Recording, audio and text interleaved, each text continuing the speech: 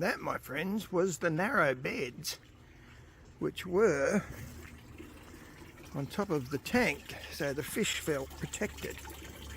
There are no fish now,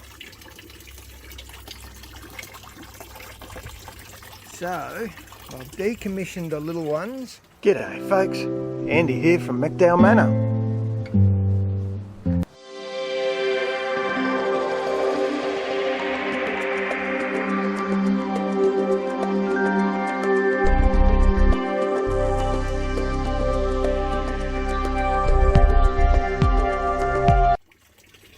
I'll get rid of those bits of wood, and the only thing we'll have still running for the moment is the big bed, which I'll move to decommission fairly promptly as well. So I'll take those chives around to the north side of the yard and plonk them in. I just shoved them there to get them out of the way.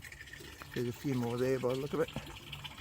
But yeah, that's not the most fun you can have with your clothes on, because you can imagine how buried the power cords are in amongst all that rubbish, and you can see I cracked it and chopped the whole lot out. Geez, I haven't seen in there like that for ages. The next step is I'm removing, well, that irrigation up there is going to stay because that's required. But you can see I've cut off what led to the ground and temporarily gap filled it. So none of these beds anymore have their irrigation. So on this side everything's out, pulled it all out. On the other side I did a similar thing, except so you can see where I've blocked it off, cut it off and blocked it there. But it was just too bloody hard to get it out. So what I ended up thinking was stuff it.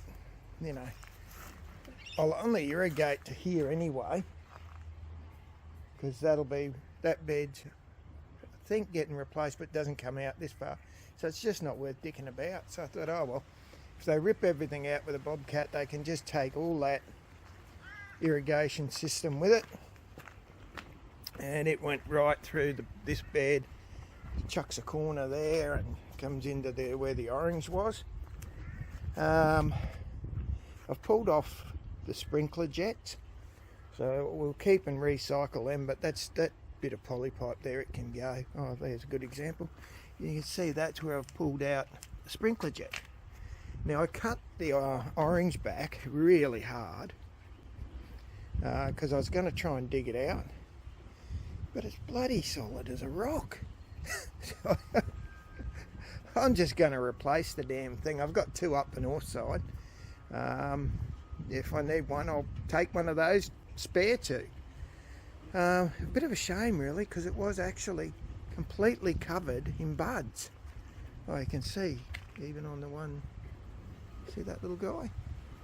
So it was covered, absolutely covered in flower buds. I would have got a bumper crop next year, but it is what it is.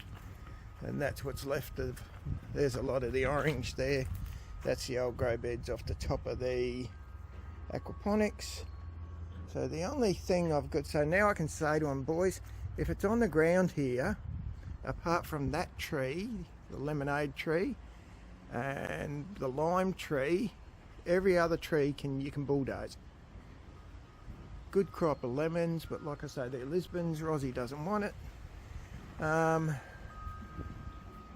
Not that sorry to lose the peach, to be honest. He just wasn't producing. The feijoa can go, pomegranate can go, and the little pipsqueak orange. Anything that's in a pot, I'll keep. So you can see what I did yesterday as well. I'll just take you around here. That grow bag contained that mini coconut palm, Malay Gold Dwarf. I shoved it in a big pot, that way I can move it and save it.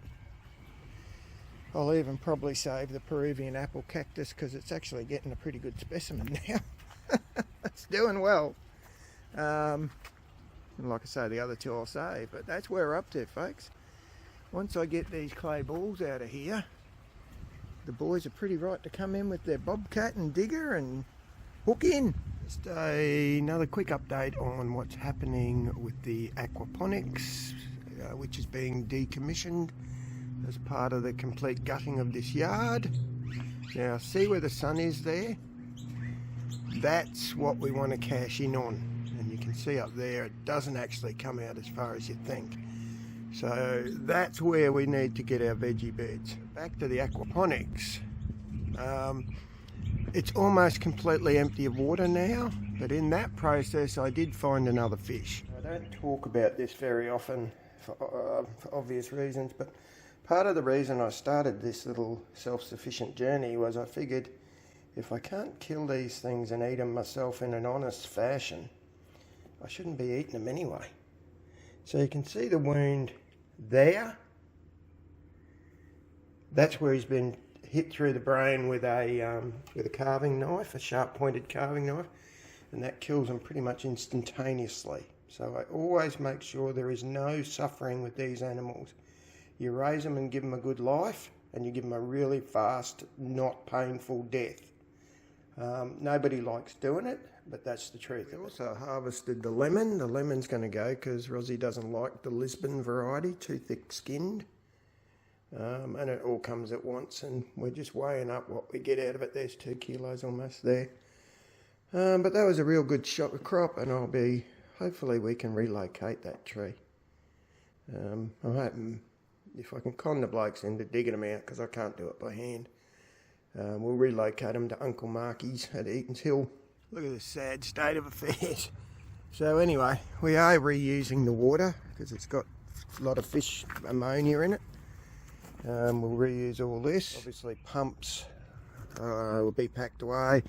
Most of the balls I've actually got out and put them in containers for reuse. These are ones that it doesn't look like I'm going to get a chance to do. And I'm running out of room fast anyway, to be honest with you. But anyway, the blokes are coming tomorrow. So the cute chicken house that I was always so proud of, that I repurposed from my old husky dogs, it will be no more.